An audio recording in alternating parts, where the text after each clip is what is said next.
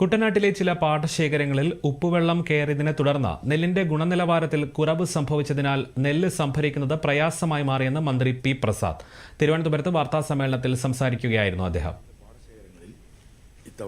സപ്ലൈകോയുമായി സംഭരണത്തിന് കരാറിൽ ഏർപ്പെട്ട മില്ലുകൾ ഈ നെല്ല് സംഭരിക്കാൻ തയ്യാറാകാതിരുന്നതിനെ തുടർന്ന് ഇക്കാര്യം മന്ത്രിസഭ ചർച്ച ചെയ്യുകയുണ്ടായി. മില്ലുകൾ പിന്മാറിയ സാഹചര്യത്തിൽ കർഷകർക്കുണ്ടായ ബുദ്ധിമുട്ട് പരിഹരിക്കാൻ കൃഷിവകുപ്പ് നേരിട്ട് നെല്ല് സംഭരിക്കാൻ തീരുമാനിച്ചിരിക്കുകയാണെന്നും മന്ത്രി അറിയിച്ചു. ഇതിനായി കൃഷിവകുപ്പിന് 3 കോടി രൂപ പ്രത്യേക പാക്കേജായി സർക്കാർ അനുവദിച്ചിട്ടുണ്ടെന്നും മന്ത്രി വ്യക്തമാക്കി. പങ്കാളിയാവാതെ അല്ലെങ്കിൽ ഈ നെല്ല് സംഭരിക്കാതെ പിന്മാറുന്ന ഒരു സാഹചര്യം ഉണ്ടാവുകയും കർഷകർക്ക് അത് വലിയ പ്രതിസന്ധിയായി തീരുകയും ചെയ്തു. മില്ലുകൾ പിന്മാറുന്ന ഒരു സാഹചര്യത്തിൽ ആ നെല്ല് സംഭരിക്കാൻ ഒരു ബദൽ സംവിധാനം ഏർപ്പെടുത്തുക എന്നുള്ളതാണ് സർക്കാരിൻ്റെ മുമ്പിലുണ്ടായിരുന്ന ഏറ്റവും പ്രധാനപ്പെട്ട ഒരു കാര്യം. എങ്ങനെ ചെയ്യുക എന്നുള്ളതായിരുന്നു. ആ സാഹചര്യത്തിൽ കൃഷിവകുപ്പ് തന്നെ നേരിട്ട് ഈ നെല്ല് സംഭരിക്കാൻ തീരുമാനിച്ചു. അതിൻ്റെ ഭാഗമായ ഉത്തരവും ഇറങ്ങുകയുണ്ടായി.